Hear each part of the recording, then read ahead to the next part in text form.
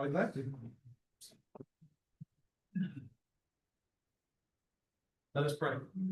Oh Lord, we're grateful for the beautiful day that you've given us. We're grateful for the creation that you've given us to enjoy and to celebrate and to have dominion over. Lord, we pray that you would help us to be good stewards. And Lord, as we come together tonight, we ask your blessing on our meeting, our time together. And it's all these things we pray in Christ's name. Amen. Amen.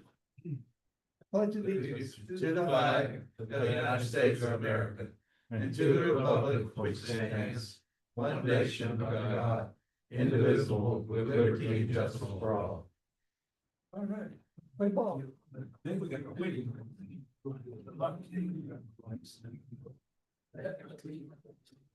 Let's start, this is our first meeting, general meeting of, 2026. The last meeting was canceled because the library closed for that big snowfall we had.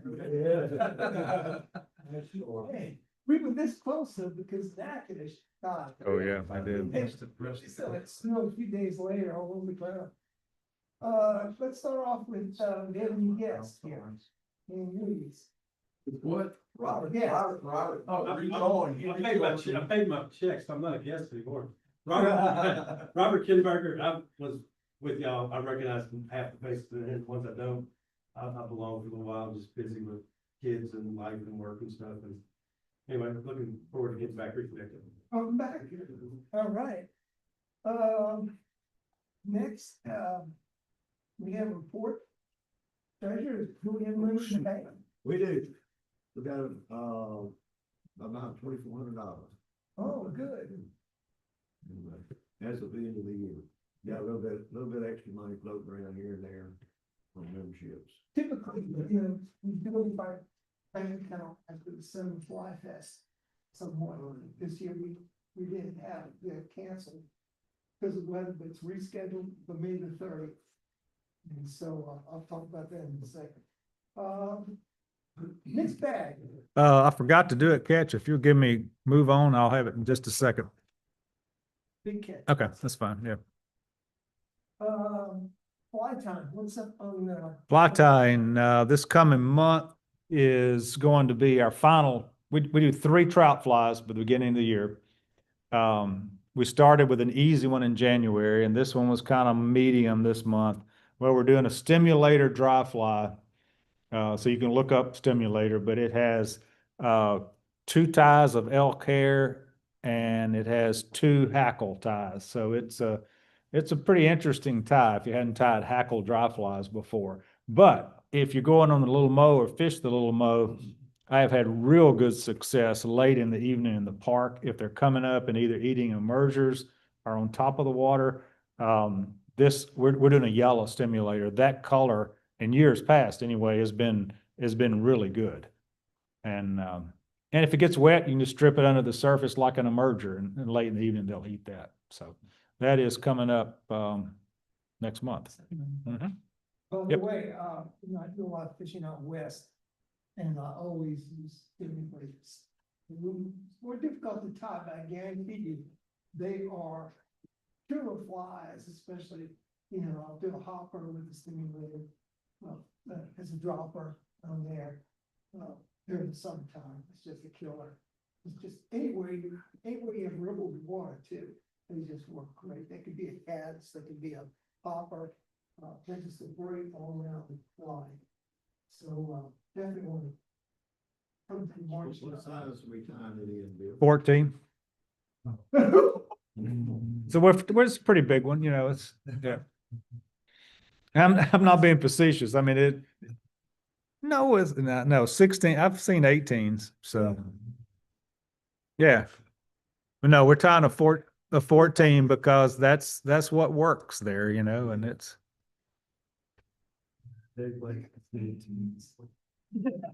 But, there is relief in sight because in April, Jim is leading us in, Johnson's pinch hitter, which is a crawfish pattern. So it's a bigger one. It'll be a 2 or 3 inch long fly.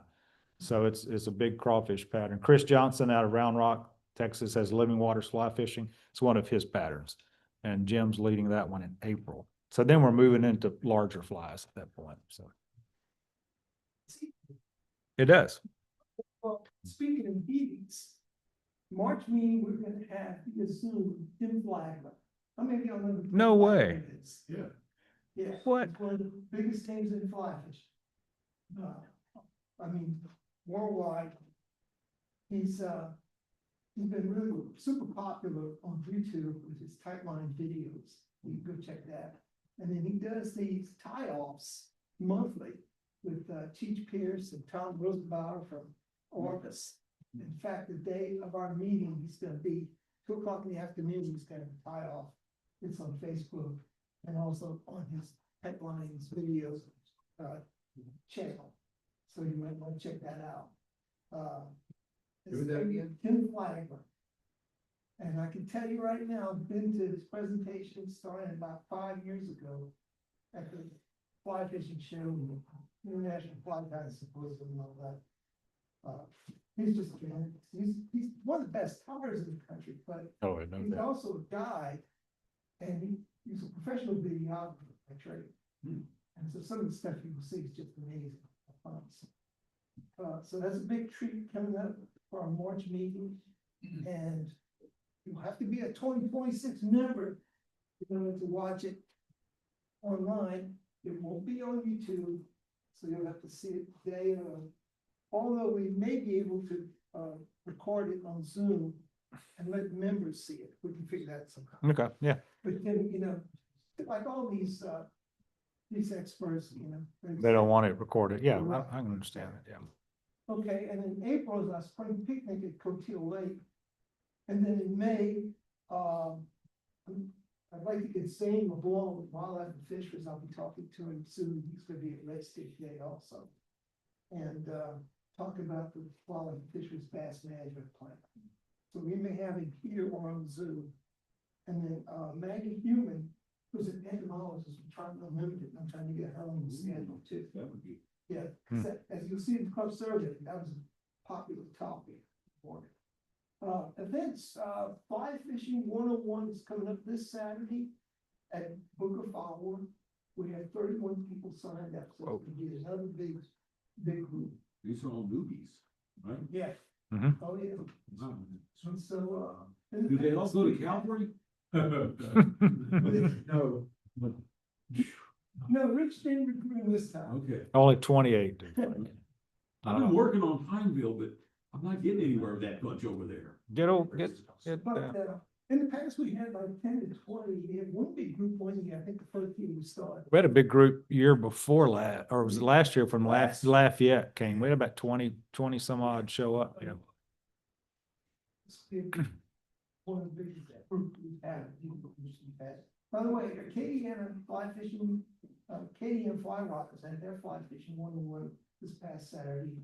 Darren Meader, I did the casting. And they had 9 people that showed up. That's good, yeah. They had 18 people show up, signed up, so only 9 showed up. I think the weather kind of concerned them. The weather didn't end up being anything. Yeah. It was a big nothing burger. Just kind of, it did rain on us right when we were coming back in the building. I was picking up the stuff. I was the only one left out there and it poured on me. But that was it. That was it for the weather. And everybody's casting was beautifully in the session, so that's great. We have. Do you have all the people you need for fly fishing 101? I mean, Anybody wants to come out and help, we're taking volunteers. All right, we can always use help. Yeah. Yeah. What time to start? make 8:30. Mhm. I mean, I live And right that might around, be a tour with hatchery, depending on if they, I live right around the corner from there, so, yeah, you know, if they've got they've literally. got somebody out there because they're starting to run, starting at hatchery operations right now. But where you have the class is at the old Beechwood Park, right? No, at the amphitheater at Booker Fowler. The edge, where the aquarium is at Booker Fowler, in that building. Yeah. Turn in on the left. Yeah, good. That wouldn't show up, Mhm. not been good. No. Okay, and then I mentioned earlier, our Summer Fly Fishing Festival has been rescheduled for May 30th. Saturday, I talked to the tires and so far I have 2 that can't make it, come back. And, but I have several, like Anthony right there said the other day, he probably will make it, so. Yes, this weekend after Memorial Day weekend. Yes. So it's not Saturday. Memorial Day No. weekend, okay. It's Saturday afternoon. So, we're clear. Then we have a little, Rainbow Coalition trip, whatever, March Brown trip. I'll let, Carlton talk about that. Okay, probably tomorrow, I'm gonna send out an email trying to get a head count for how many will be there for the fish fry, the Friday night fish fry that the club provides. And, we still have room in Swaha House. So far, we only have 5 signed up to stay in Swaha House. And, we really need another person. There's six beds and then 2 couches that people have slept on. We have had as many as 9, maybe as many as 10 in there, but they've taken a couple of beds out. Anyway, The couches are very comfortable. if you know of anybody that you know, is interested in going, just tell them to get in touch with me. And, if when I send out an email asking for a head count for the fish fry, just please respond to an email instead of telling me tonight, because I'll forget tonight, so. But I'll get that out in the next day or so, When's the fish fry? Friday night, Friday night? I mean, and which would be March 20th. yeah. The trip is the 19th to the 22nd. Come back Saturday, but I could probably do, fish fry. And again, we'll have our mystery fly tournament on that Saturday. And the flies have been ordered and delivered, and nobody knows, including me, knows what they are. And Carlton, I got the prizes in today. They look real good. Okay, good. Yep. And, the little Mo has started fishing good in the past few weeks. You know, with just not getting as many fish as we have in the past, but there's still plenty of fish there, and Robert and I expect him to stock again probably in the next book, at least before we go on the trip. So Nice. it should be good. Okay, And they're not generating a whole lot, because the lake is so low. And so unless in the next 3 weeks, we get just flood rains, I expect that to hold. That we have plenty of fishing opportunity in the tails. so now another good, membership. And all that. Now, they don't have to be members of the club, do they? No, unless they, staying in Swaha House or fishing in the tournament. They But don't need to be. for the fish fry guests, it just wise, whatever. Right. So. But I mean, somebody from another club, for example, like the Acadiana Club, Red Stick Club that wants to join in. Well, our regulations that we've used in the past for the tournament are members of. But no, you're talking about just for the trip though, right? But yeah, we welcome anybody. Yeah. So Uh, hopefully, yeah, spread the word to, I need to ping Oh, AJ that's about good. that. He might want to come. Yeah. He's been wanting. It's interest out Mhm. there. People, good. because them to do this trip, and so they might be interested. We have a big event coming up in Baton Rouge on Saturday, March the 7th. It's called Red Stick Days. Their club's fly fishing festival, and that's gonna be on Saturday, March the 7th. It's at White Oak Outdoor Center in Baton Rouge. Never been there. It's they've got fishing on the premises, good fishing on the premises too. And then they have jambalaya and lunch prepared by Ken Holmes, who's also gonna do a presentation on gar fishing and going on the fly. And we've got an interesting group of speakers, and that's at rsff.org. I don't know if we have the but y'all can go back and look on your computers, smartphones, look at the website. It's page dedicated to the event. In case Jim and I are both in the Golden Gar tournament this year. He asked Jim to join this year. 13 people, so.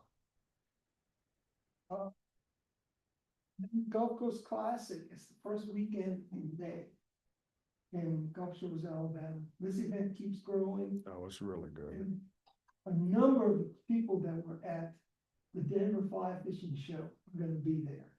Some top fly tyers from across the country. They do the fly fishing show circuit like Alan Rump and Jeff Raleigh and Steve Maldonado and Peggy Brand. Joe Johnson. And they're gonna be there. They're also gonna be doing workshops there. You can sign up for while you're at the event. And they have film festival. They have like a mixed bag tournament, kind of like ours during the event. Just a lot of things going on there. They got a big gun contest. Good vendors too, well, really good vendors. Yeah, How many days is that? Jeff Preddy with. two, it's just two. It's, yeah. Friday and Saturday? Mhm. And on April 1st, they will open up the bunkhouses, any that are left, dorm rooms, beds that are available, will open up. And those are like 175 for 3 nights, which you can't beat because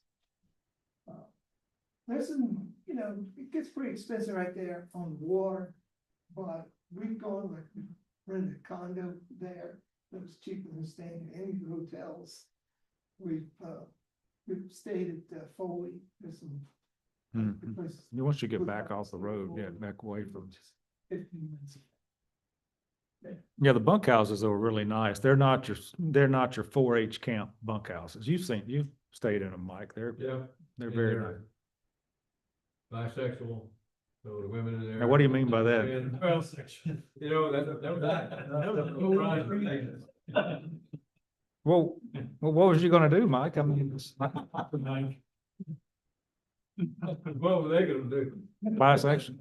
Yeah, there you go. End of the bunkhouse discussion. Taking slow to your league.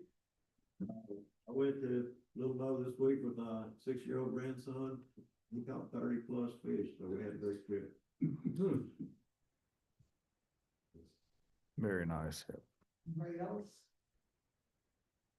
Well, I've been fishing around Coteau Lake and upper part of Coteau Lake where I live. And, that water is about 4 or 5 degrees warmer than it is near the dam. So the bass have been coming up on the cypress trees. And I've been catching like 1 or 2 every afternoon. So- You go out of Hemphill into the lake or just? Yeah. So they're moving, they're getting ready to spawn. I haven't seen any crappie, saco close to the banks yet. Going further south, it's happening. So it's just a matter of days here. I've been catching crappie, biting bass right and left. Can't hang a bass to save my life. Every fish I've caught in the last 2 weeks has been a problem. Not that I'm complaining, but I'm just saying. I don't know if y'all have been to Valentine lately.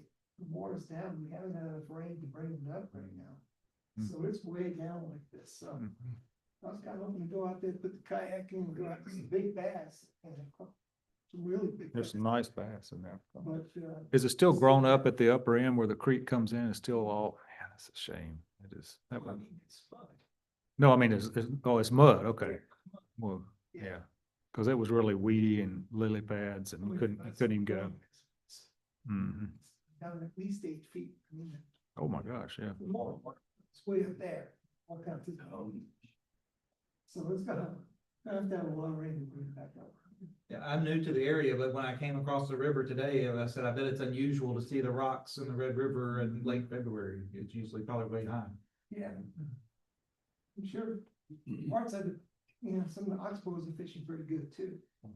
Best reports I've been getting lately have been Lake Vernon. They're catching some nice bass out there right now. So. I talked to a guy at church today that has been fishing Toledo Bend. And they caught 30 something spots off the points at Toledo Bend Monday, I think. So everywhere there was a red clay bank and a point, they would get some. Now, for those of you who want to coast in rainbow trout, I haven't fished the Pineville area, they are catching some there, but I've been going to Park Natchitoches. I'm still catching. Really? This nice trout in that, right over there. Late in the afternoon, seems to be working, so. Catch it on the old woolly booger. Where's that, And taking the 4-lane into Natchitoches from I-49, it's gonna be on the right. About halfway before you get Or- back. Yes, You know where the ball fields are in there? that's that new development. Yeah. New ball fields and stuff. That's cat cast. Yeah, it's easy to, Pearson Lake's hard. Which pier you kayak in? I don't think they'll let you Mhm. go kayak in. It's clean banks over there. You just fish in the bank. Yeah.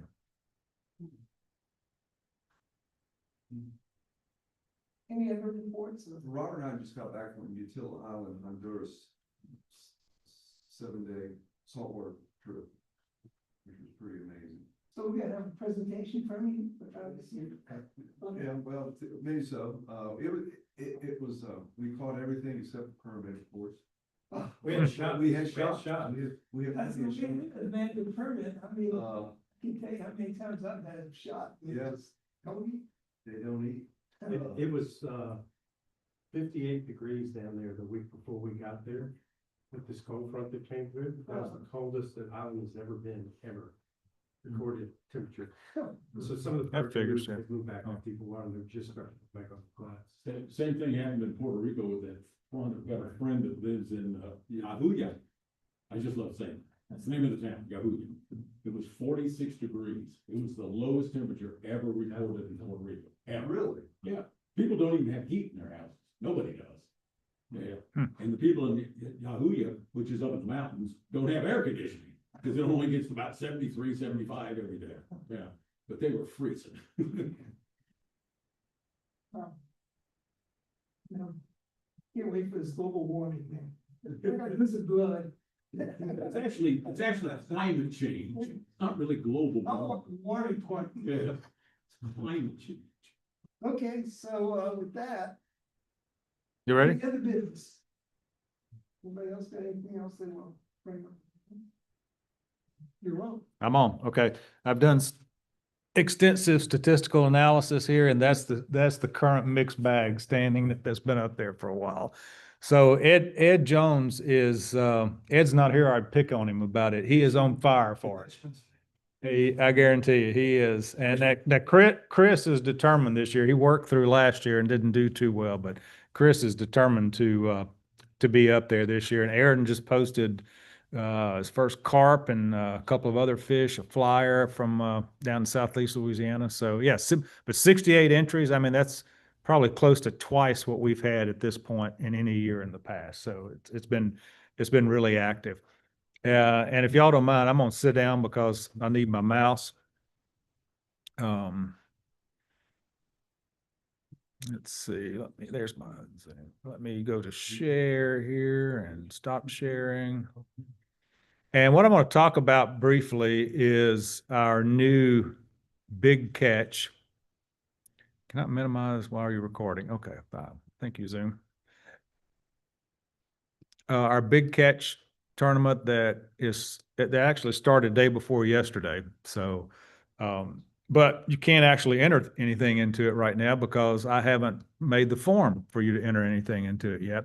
But let me get this up and share it so the folks online can see it. And here we go. Share. PowerPoint. All right, there we go. Guys online, can y'all see that PowerPoint okay? All right, good deal. That's, isn't that nice?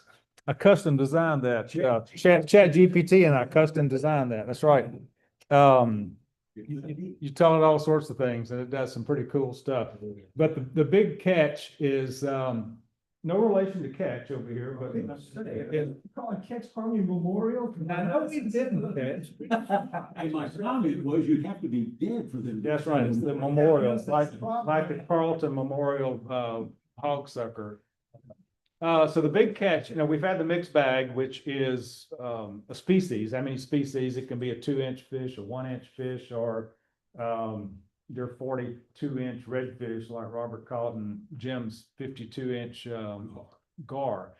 But this is a year-long contest where it's the largest fish among 4 species group, and I'll talk about the groups in a second, as measured by length. So weight doesn't matter, but we're just looking at just the length of it. And like the mixed bag, it's a catch, photo, and release encouraged is what CPRE. That's a catchism, that a catch acronym that we're using. It are encouraged, but you can keep the fish. The boundaries are the same as the mixed bag. So for a quick review, Florida to Apalachicola, and then Alabama, all of Mississippi, Louisiana, Texas, Oklahoma, Arkansas, and the White River drainage of Missouri. So only those tributaries and the White River of Missouri in Missouri. But unlike the mixed bags, like the mixed bag used to be, but is no longer, fish must be caught in public waters, no farm ponds, because we have so many people. I know a guy up in Pollock that, he has a biologist. Yeah, that fertilize, I don't know what he fertilizes these fish with, for lack of a better word, but he's got 1.5 pound bluegills, up there. Huge. So no farm pond fish for this one, just public waters. And only one fish out of the 4 categories. For instance, bass is one of them. So if I catch a 12-inch bass today and enter it, if I catch a 15-inch bass next fall and enter it, my 12-inch one drops off. And so you only have 1 entry out of each of the species categories. And you can call our entrance in. Well, you can submit it, and when you submit a new one, what I will do is actually delete your previous one out of the spreadsheet. So at the end of the tournament, you will have only 1 entry for each of the species categories. So you'll have a maximum of 4 entries. You do not have to have an entry in all 4 categories. Now, I had texted you about Red Stick. I'm not sure what theirs is, but It's that way as well. yeah. So in other words, if you only catch fish in 3 of the categories, but you win all 3, you potentially would probably still win the tournament, even if you didn't have one in all 4. So will we be able to see who caught what? So Yeah, if we yeah. catch something like, I Yeah. don't know if this is even Yeah, worth entering. that's a good question, because only the top 3 earn points. So if you catch something that's not in the top 3 already entered, there's really no reason. Right. No reason. to enter. Talk about it, and maybe we want to change that, to maybe top 5.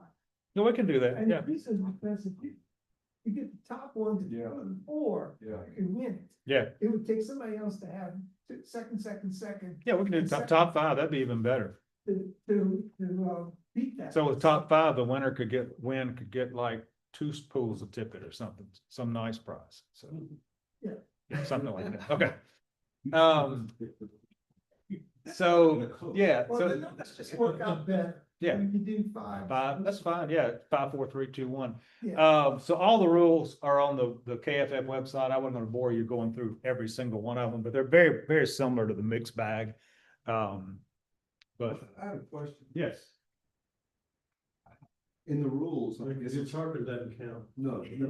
So how are you to measure this thing? Well, we'll get there. Oh, I thought you, okay. No, we're not finished yet. Oh. No, You I've said got it another was 30 minutes. excited. I've got another 30 minutes to go. I mean, no. Okay. Okay, here are your species categories. So black bass, any one of the Micropertus or whatever genus. So there's 17 species of black bass. So it's spotted bass, largemouth bass, Florida bass, smallmouth bass, shoal bass, Alabama bass. Whatever, if they're in the black bass genus, they count. So any of them count. Likewise, sunfish, brim. There are 15 Lepomis members in that genus. So bluegill, red ear, greens, warmouth, long ears, all of those. Crappie are not in that, of course. They're a separate category, and just the black and white crappie both count the same.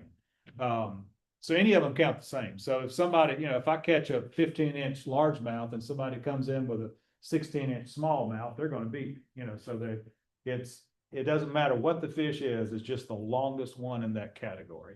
Trout, didn't say all cold water trout. I think that's what the rules say. But that would, I don't think we have lake trout anywhere in Arkansas. Or maybe the White River drainage might have some lake trout, but they're huge, which would be a different, kind of a different animal or different fish, so to speak. So just rainbows, browns, cutthroats, or brook trout. So any of those will count.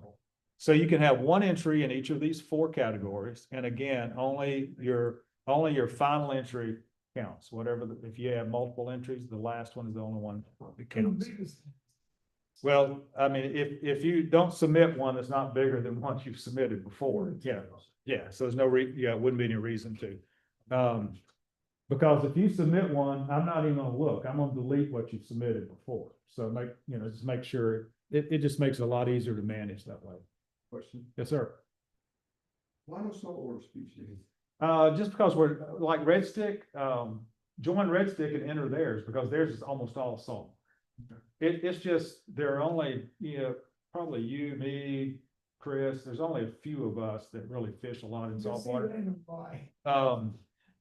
And, our folks are mostly here in Arkansas and et cetera like that. Look at our next bag, it's all fresh. Yeah. Yep. Yeah, but Red Sticks, theirs is heavily saltwater focused, so, and I'm a member of Red Stick as well. I joined them and New Orleans, so I haven't entered any fish in their stuff. Okay, measure. I forgot to bring my little, I'll show you a picture of it in a second on Amazon. Can't use just a tape measure because it's flexible and you bend it around the curve of the fish and all this. It must have a nose bump plate and you can bump the mouth or the nose of the fish against. Something not homemade, so we can't mark a board. Plywood on the end, and I know That's been done. yeah, can't mark a board, and so it's got one of the rigid now it can be there's folding metal and plastic ones, but as long as they're rigid. And the one I got off Amazon was $12. It was a roll up. It's about this wide. It rolls into a little circle about like this, a little package about like this, has a small bump plate on it, and I think it goes up to 36 inches or something. So I don't think I'll catch anything. So can you measure with that in a net, without having to wade to the bank? No, you got to wade to the bank and lay it out flat. No. I know, it's just tough.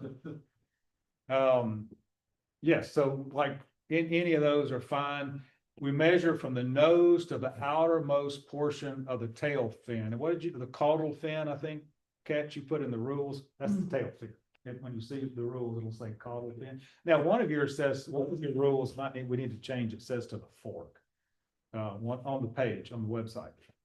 Says impossible to the fork. And it kind of is not mandatory, but a little hint, close the mouth of the fish, pinch the tail together. Once you lay it on your measuring device, close the mouth, pinch the tail together, get the maximum you can. But when you take the picture, don't hold the tail together, to stretch it out. So when you take the picture, you have to let go of it to take the picture. Now, for Louisiana Game and Fish regulations anyway, to measure, to fit in a slot, a minimum length. Yeah. You have to close the mouth of a bass. Oh, do you? Because with the mouth open, it's longer. Oh, is believe it? not. Well, You have for to us, close the mouth, and you can squeeze the tail Tail together. together. okay. Well, for us, if it's longer with the mouth open, put the mouth, as long as it's against the bump, we don't care. Yeah, but I didn't know that. That's interesting. Yeah. All right. The guides on the White River, they all have a tape just glued to their the deck on the boat. Yeah. That they measure with, and they don't have a bump plate.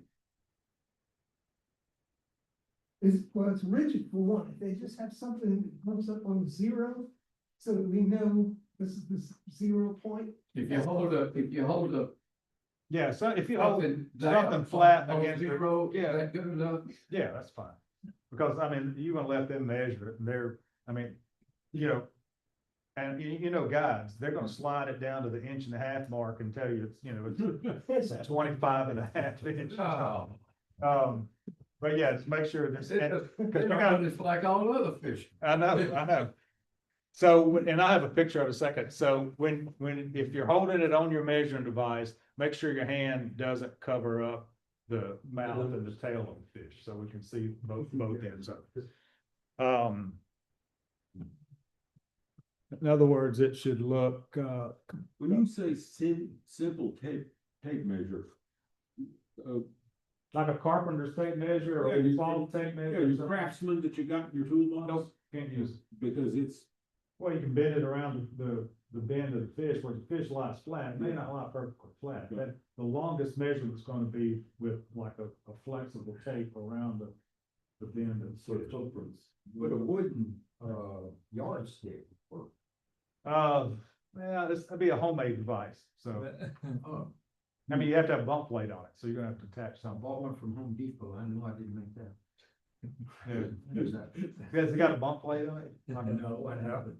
Well, that'd be a homemade thing. oh. Boy, We're getting you, we're getting you. Yeah, so just make sure the,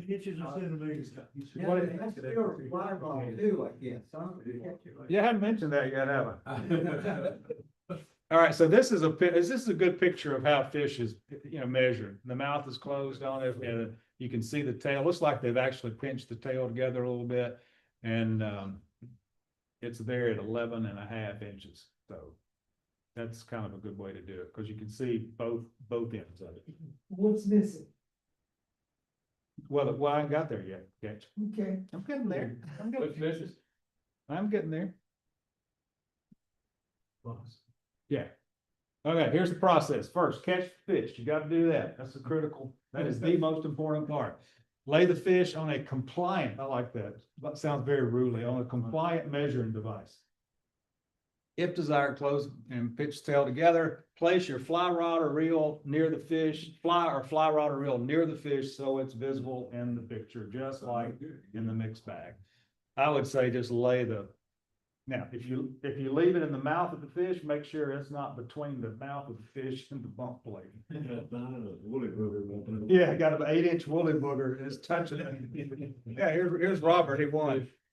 And try to take the photo directly down. I'll have an entry form that'll look very much like the mixed bag, except to have a few different things on it. And email it to the same email address as the mixed bag, but please put big catch in the subject line, because I get all of those and I won't know which one it's intended for if you don't put big catch in the subject Might be line. for both. What's that? Could be for both. Yeah, you can put it for both. Ranking and awards, so we'll probably go to the top 5. I like that idea, Catch, that's fine, which would go 5, 4, 3, 2, 1 for first, second, and third. So your points across all species categories will be entered, and you'll get a total score. And we'll just rank them on the individual total scores, with the winner being the people with the highest total score. At the discretion of the director, ties will be broken either by arm wrestling or by the total length of entries for that participant. So I'll get to pick which one. So if you, the total length of entries, and we may modify the ties a little bit once we give it a little more thought. But right now, for example, if I have an entry in all 4 categories, and I'm tied with someone that only has entries in 2 categories, very likely my length is going to exceed theirs, so I would win. That would break the tie. So we'll probably stay with just the length. We'll talk about it a little bit just to see because with that kind of very limited point scoring, it's very possible to get a tie, because somebody get first and second in one category and another category. That's 5 points right there. But then you get somebody that gets first in another category and a couple of and a third and a 2 or whatever, you can get ties. So pretty easy to get ties. And we'll do it at the club Christmas party along with the mixed bag. We'll do the awards and stuff. So it should be fun, because we get some big fish, particularly on the White River and some of those trips. We get some really, really nice fish, and it'd be nice to have, instead of here's a brown trout for the mixed bag. Well, here, Rich, you caught one that was like 24 inches up there one time, didn't you, or something? It was a big one, I remember. And you caught a 24-inch this year, probably. Yeah. So it'd be nice, instead of just entering a brown trout, to be able to say, okay, here's here's this fish have won the trout category, so. It gives us a different database. Because, you know, you see the database that you get out of the mixed bag is very helpful. What people are catching on what fly. But now we can see when we can catch big fish, when we might catch big fish. Mhm. Yep. Speaking of that, in your scorekeeping for the mixed bag, do you have a column there for what fly they were caught on? Mhm. Oh, okay. Yeah, every Christmas party I do, just a little summary of like what body of water, what fly worked,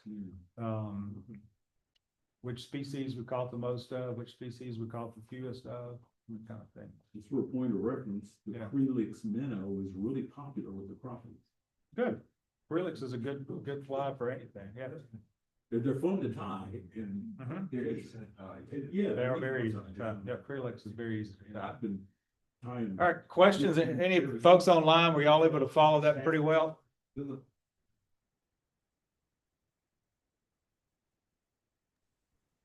Okay, I see a thumbs up from Anthony, so good deal. Good deal.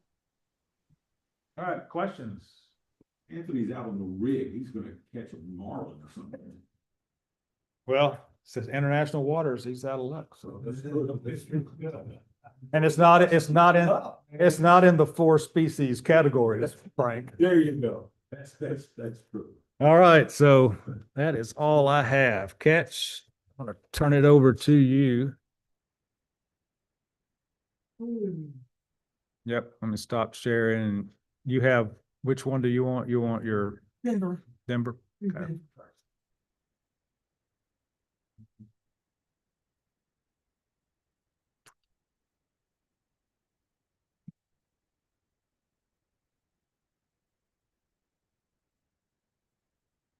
You want me to click for you?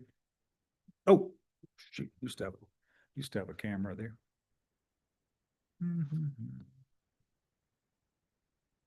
All right, you were ready to go.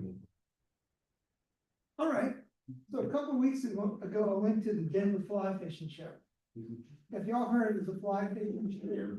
It's, they have it 7 different venues across the country.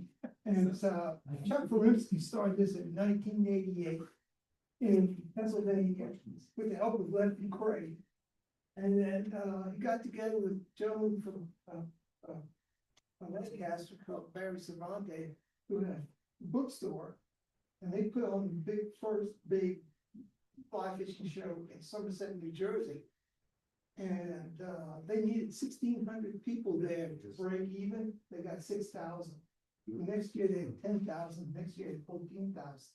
Gracious. And so about 1995, I went up to the Somerset show.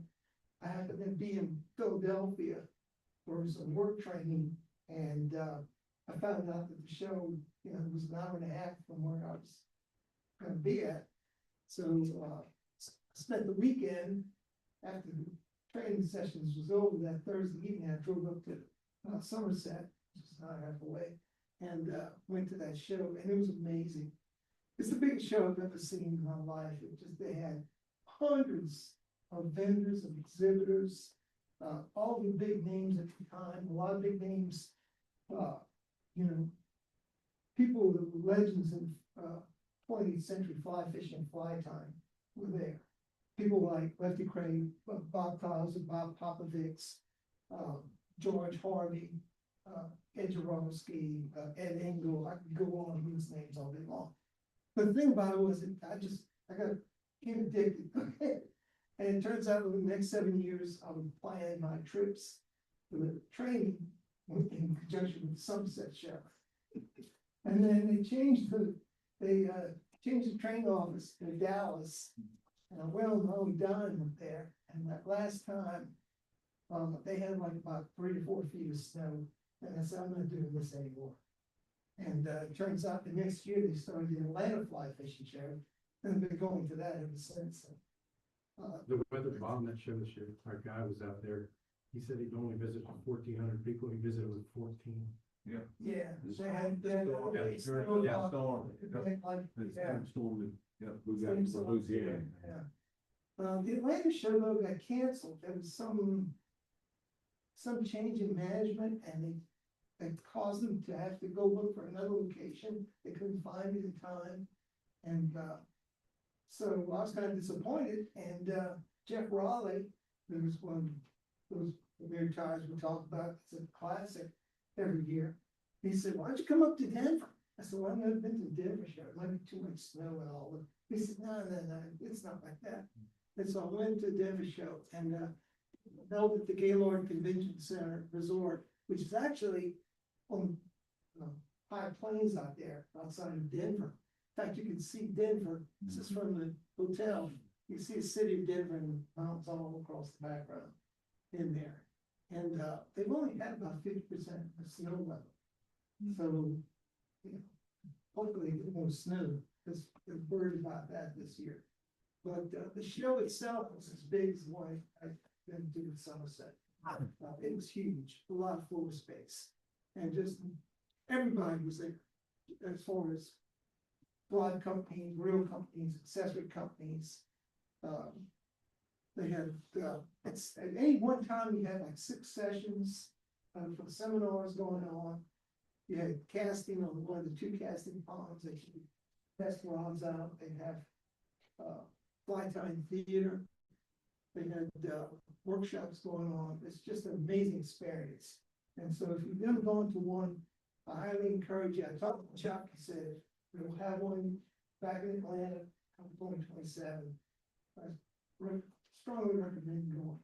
It's just a great experience. You see a lot of people, a lot of, celebrities, but these people have a great amount of knowledge. I'm speaking from March. Go to the next one. This is, for example, this guy right here, Rick Takahashi. I always get it mixed up. He's like the grandfather of midgets right there. I mean, he's got a book on midgets, and you can see that's all the midgets he's tied right there and presented. Just amazing just watching him tie these tiny 18, 20, 22 flies. He's just like a machine. And like I said, there were seminars going on. So the biggest challenge was trying to figure out, okay, what do I want to do? Do I go to exhibitors? Do I go to seminars or whatever? Go ahead. Okay, and the outside special activities, Fly Fishers International was there. And I spent some time with them. They were doing like beginning fly time, beginning casting, both kids and adults. And then there was a conservation roundtable took place, and I was participating in that right there on behalf of Fly Fishers International. Like I said, they had the casting ponds out here, and it got pretty busy during the day. And then occasionally one of the ponds would be taken up by somebody who was giving a casting presentation, either Andy Mill or Gary Borger, Matt Bryce, and whoever. So I got to test my rods out mostly early in the morning, at noon or late in the evening. In fact, Drew Flagler, who's Tim's son, works on the fly fishing show. He let me stay half an hour afterwards. All the doors were closed, just sort of finish testing all the rods out there.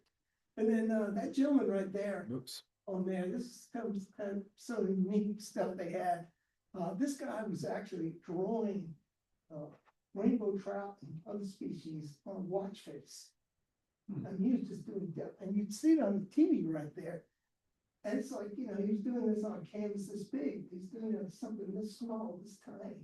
He's using pins like this. Tiny pins to do rainbow trout and brown trout and so on. And those watches sell for about $1,600. But they won the comp. And then this was probably the most popular thing at the event right here. You can go ahead and play it. But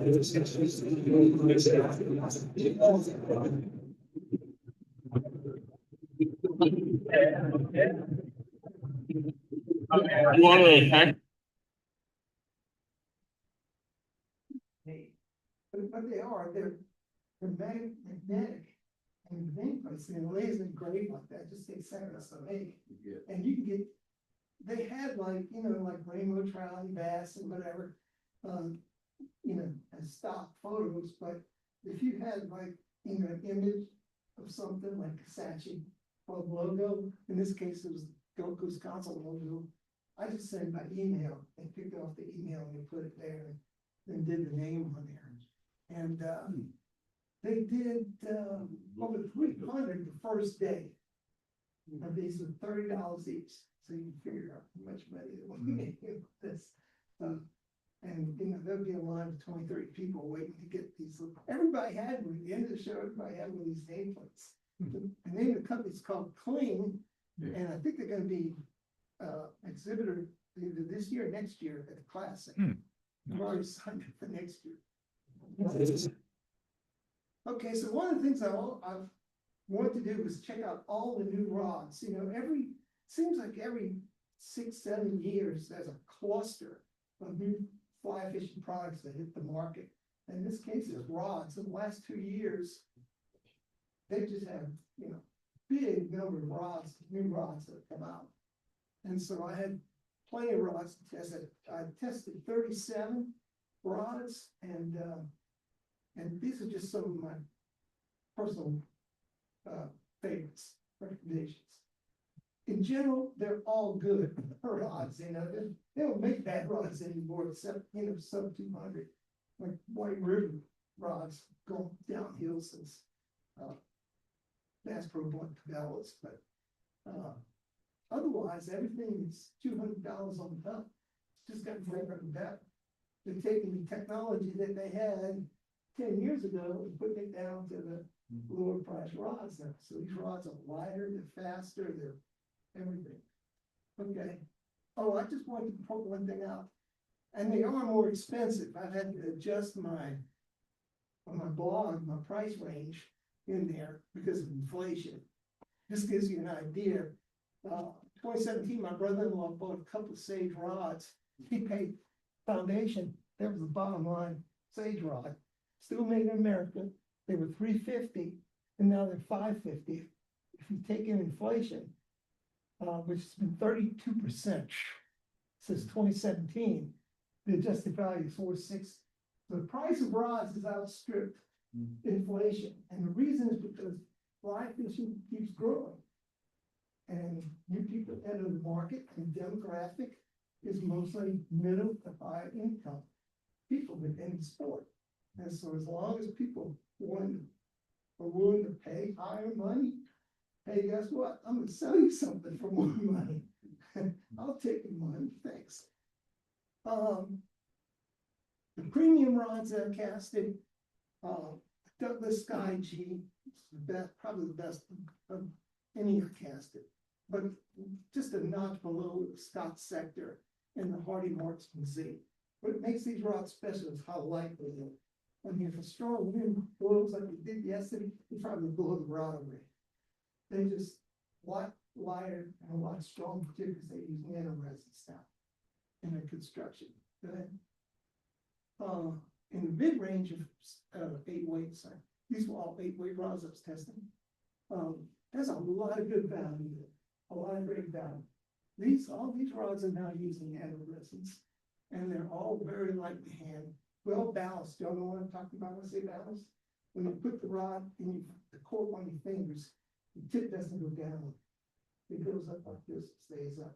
So after, you know, maybe a couple hundred casts, your arms don't get tired. All these were great. I was really impressed by this new company called Atlas. They have a rod for $4.99 that's many features that you see $1,000. So just that. August came out with the Recon 3, which is just a tougher version, they said, of the Recon before. And that's not because the rod's going to tough enough. It's because, as the August rep told me, he said, people keep doing stuff that August rods they shouldn't be doing. You know, so they have a little higher breakage. So they made it tough. Okay, go ahead. This is a video. Oh, it's a video, okay.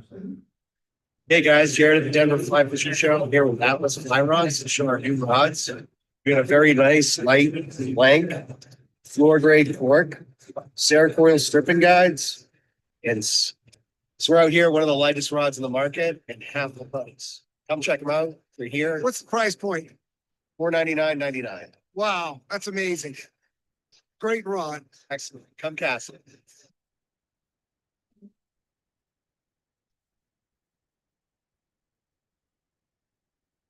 Hey,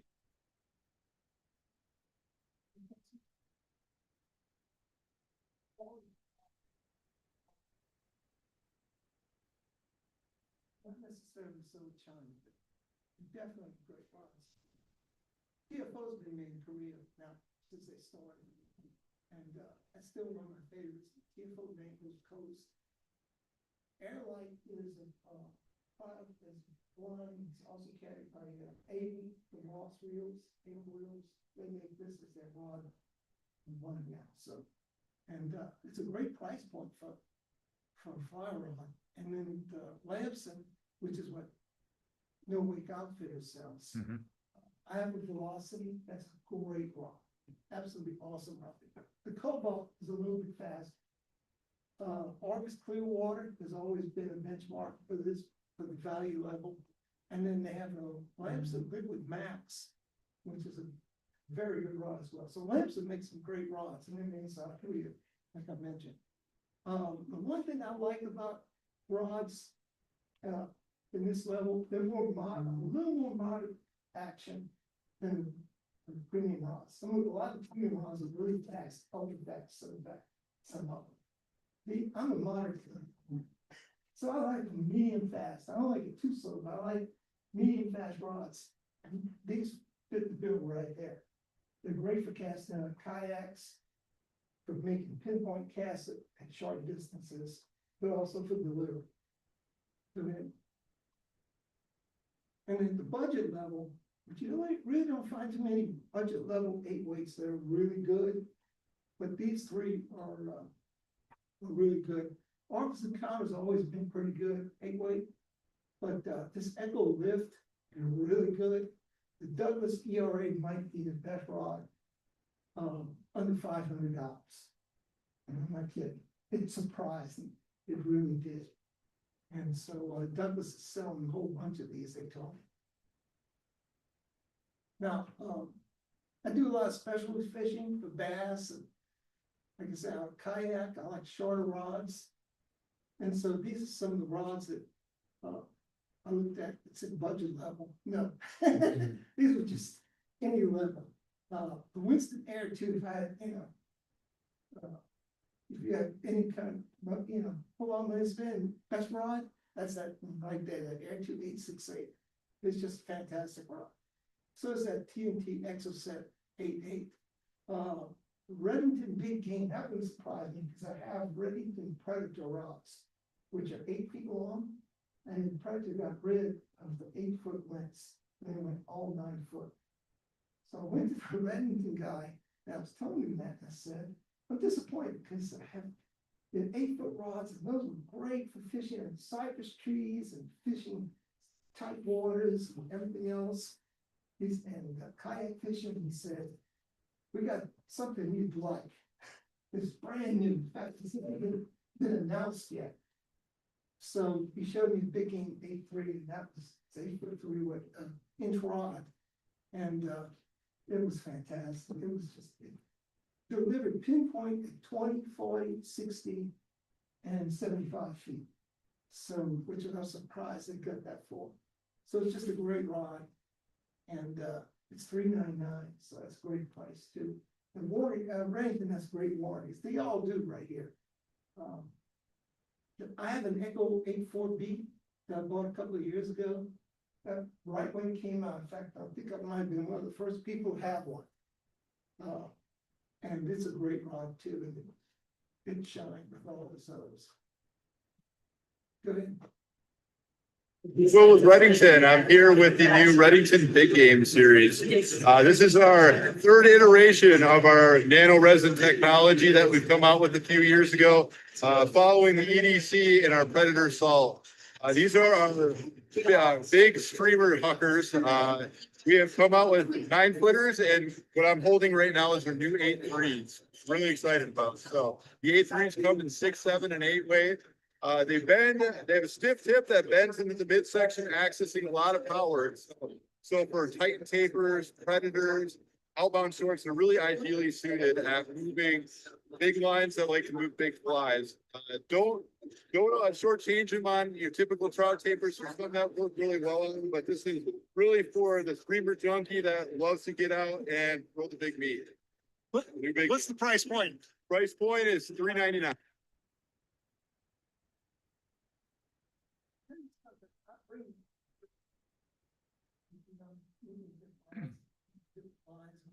Lines and rods interact differently, different one will cause a rod change its action a little bit.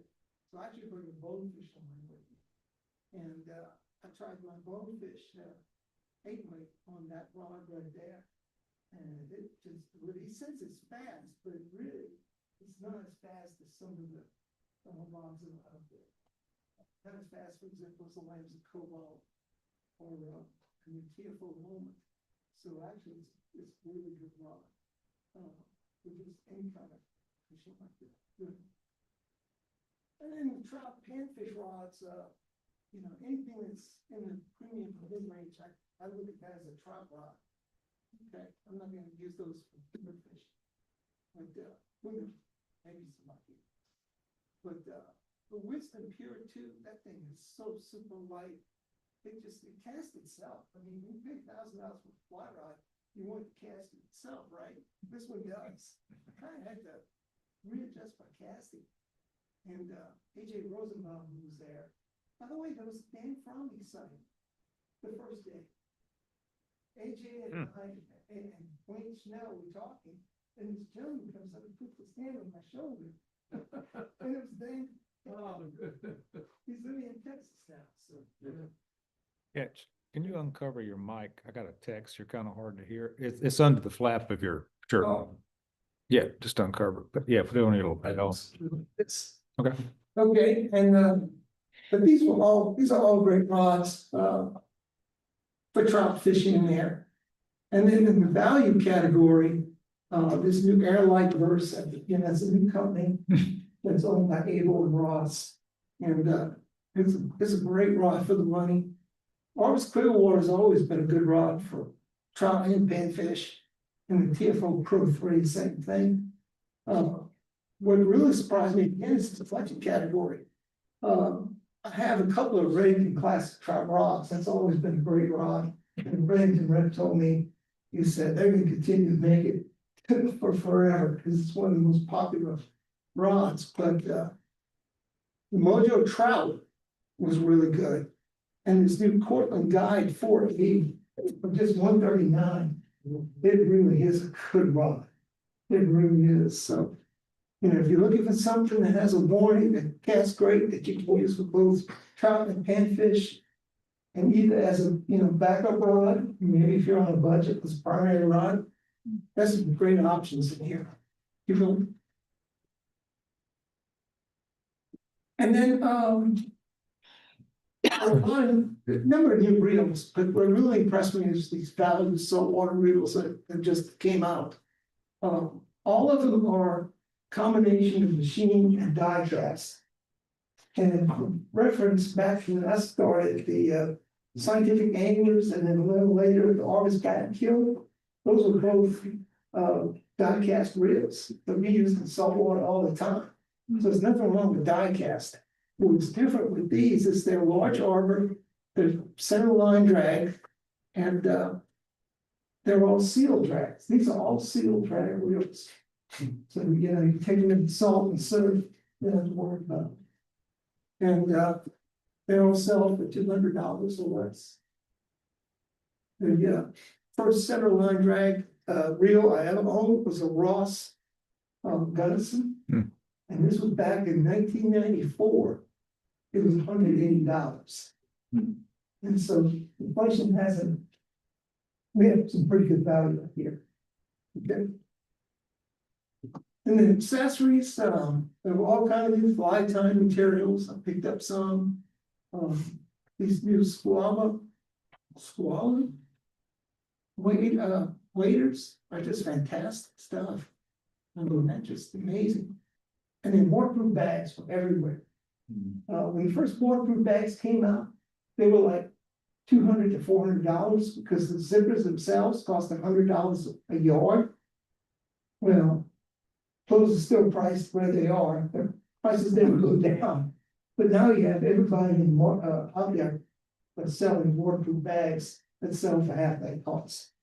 And this is one, the Atlas was one.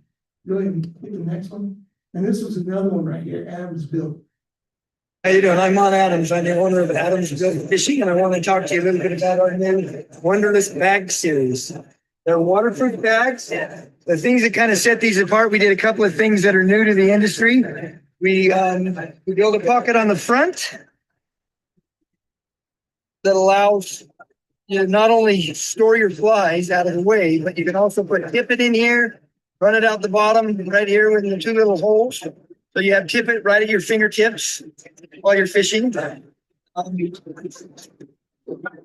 We also have in our series a wonderful zipper closure. It is just, it's very tight, very secure, very waterproof, but it also opens so easily, which is a challenge on some bags where the zipper is very tight and very hard to open. We also put an air release valve. So when you get on an airplane, you can open the valve so that the zippers won't pop under all the pressure. It's kind of a unique feature. I've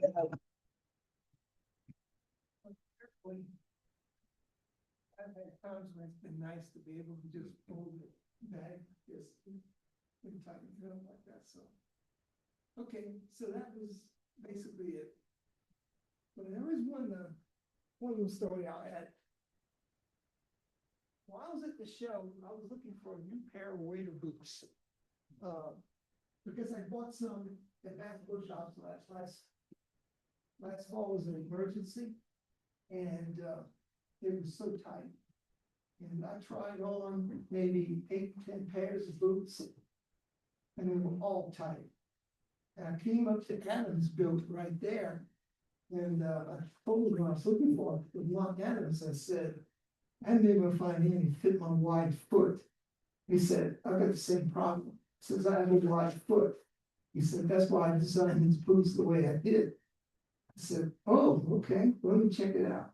So you put on a pair of neoprene waders on my weight boots and booties on my feet. And then let me put these on. And I was walking around, I was so comfortable, most comfortable boots I've ever had. And that's a size 12, that's probably good, but nobody right. So I said, well, I'll buy them. I don't want to get them through, carry on and all this. So he suggested something, but it didn't quite work out. So what I ended up doing was going through security wearing. That's the thing over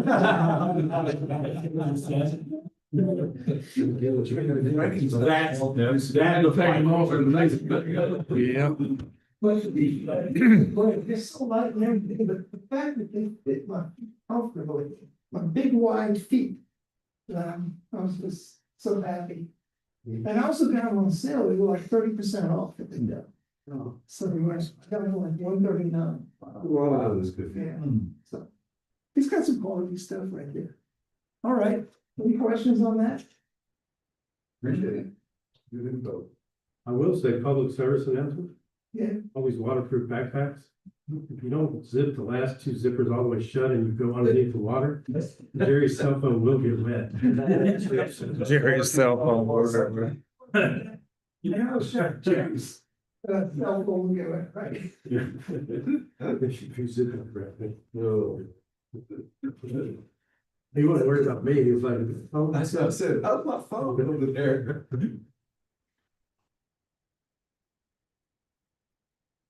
Okay, so we did a club survey, we had 39 responses. Thank you very much for participating, everyone. And so I'll just go through what some black points. Like you check our website routinely, once a month, 41%. We hope it'd be more frequently than that, because we did post a lot of stuff to our website. Yeah. We post something almost weekly or bi-weekly, so, you know. Message to send to everybody is check out links like in Austin. Really. Our Facebook page, okay, well, the Facebook page and the Facebook So- membership are about the same. Hang on, there you go. You know, mostly weekly, some daily, I did like this number though, monthly, if you're on Facebook, yeah. Check it more often, for sure. One way you can do that is, you know, if you go in your timeline, there's all this junk, right? Yeah. Yeah, okay, well, go into your account section and hit feeds.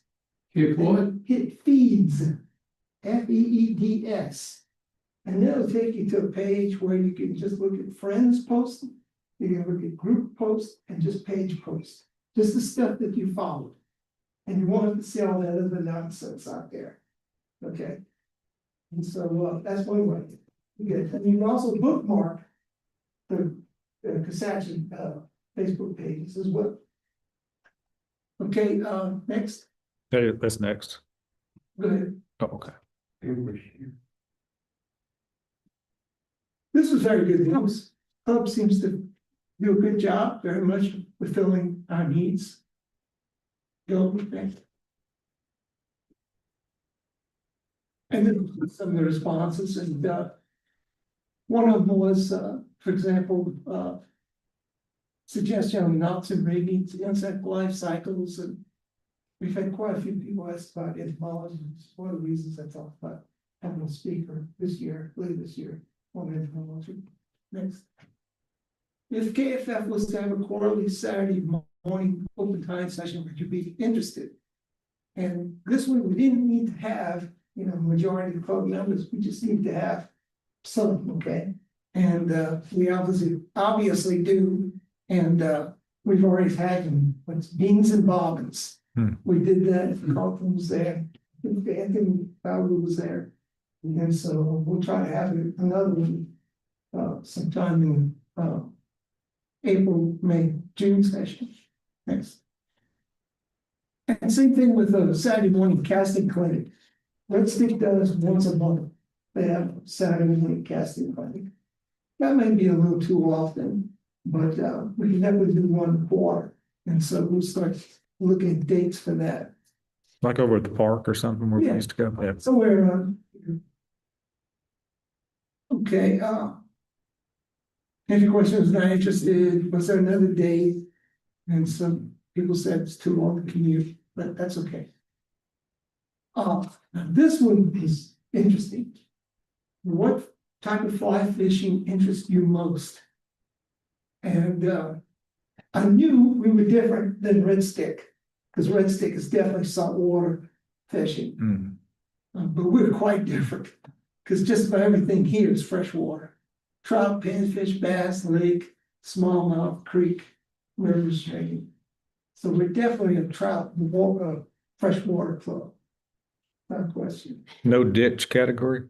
But, creek, I guess. Great.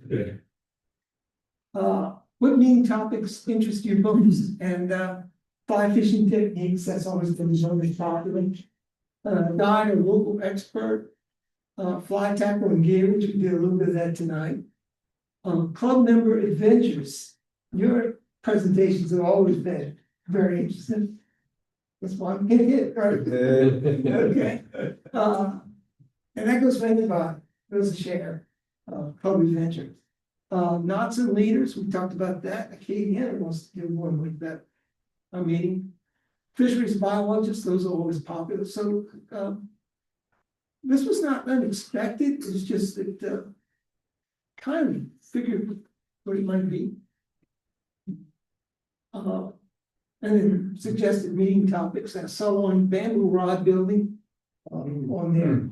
We haven't had that one in quite a while. Wow. Because the last one we did was Harry Boyd here. Yeah. Harry's been sick for a while. Yeah. Okay, next one.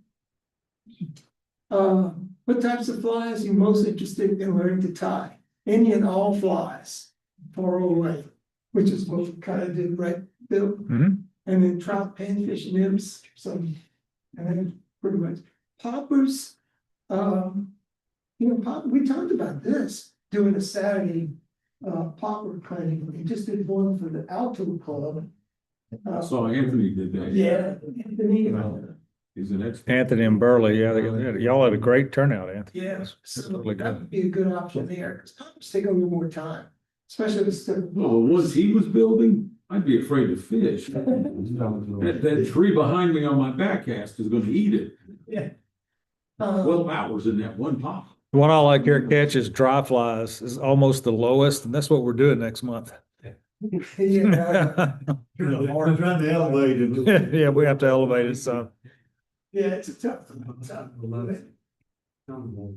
Okay, how helpful have the recording time sessions Oh, been to you? Man, this was just, I go back to them all the time. Yeah. And every time I sit down to tie something, I go, wait a minute, we've got a video on that. Yeah, and thanks to Bill, we have the sharpness Yeah. too, where I can just go in Yeah. and say, just look at. I got Bill to resend me the 10 that they were doing for the little Mo. And almost all of them have a Mhm. video, if not from us, from somebody else. Yeah. But most of them were us, and that's terrific. Right. Which of these club trips would you be most interested in?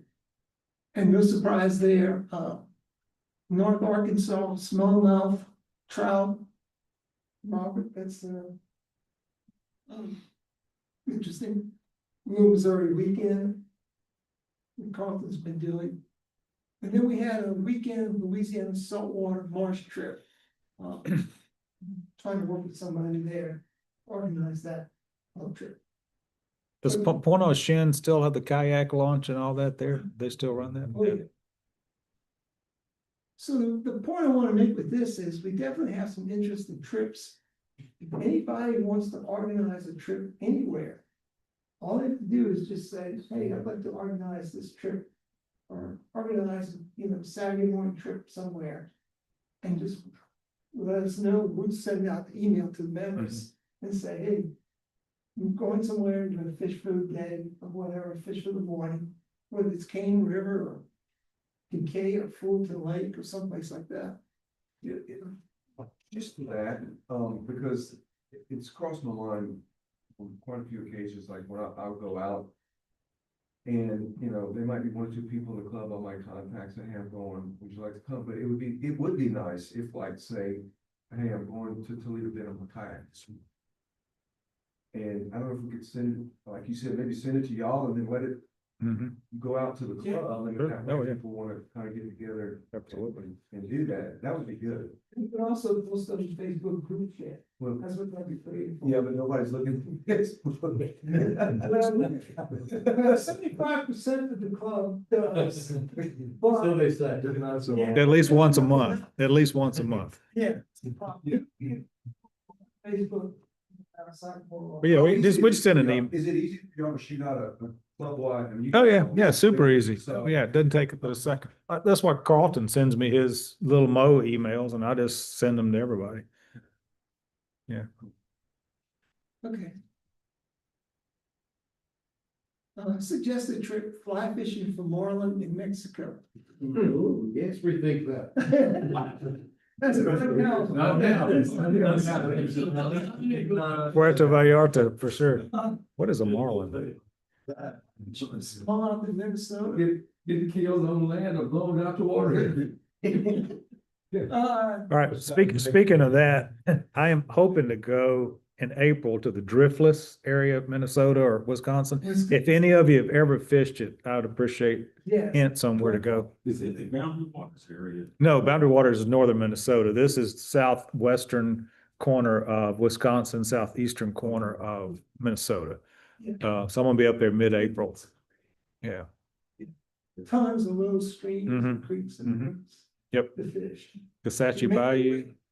Chance to go up to Haywood, when you fish with pike and smallmouth. So that's Branson, Tacoma, Broker. a trip. Kasatchee, of course, destination trip with Little Mountain Fork. Somebody must have been at the Christmas party, Alaska. Oh, yeah. Okay, That was a great presentation. It was good. next. Which of following club events, activities outside means do you participate in? Naturally, Settle Fly Fishing Festival was at the top. No surprise there. Fly Fishing 101, we've had lots of people help us in the past with that. That's great.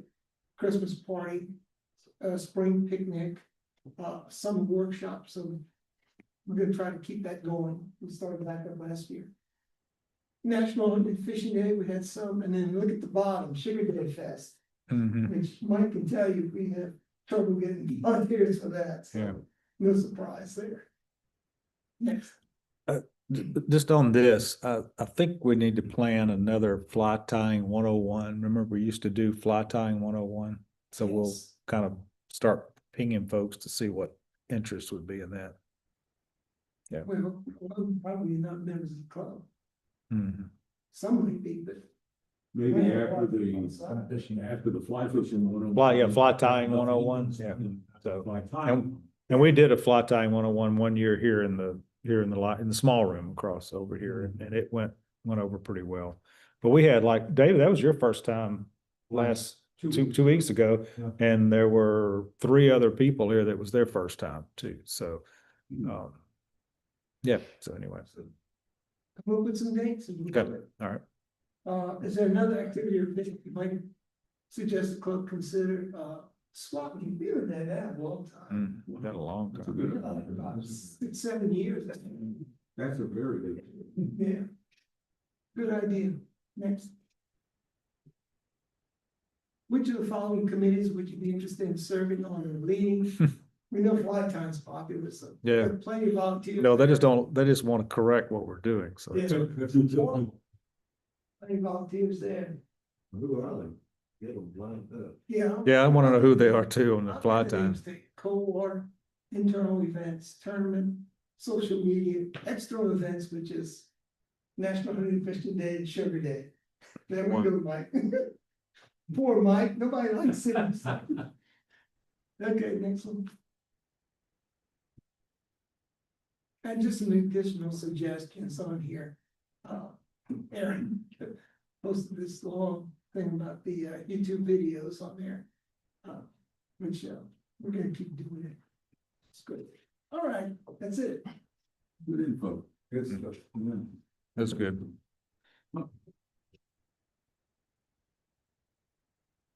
Any feedback? Very interesting, good info. Thanks for sharing. It's some feedback. That was really good. There's lots of places that a lot of people have, look, I've never fished broken but I'd be interested in that.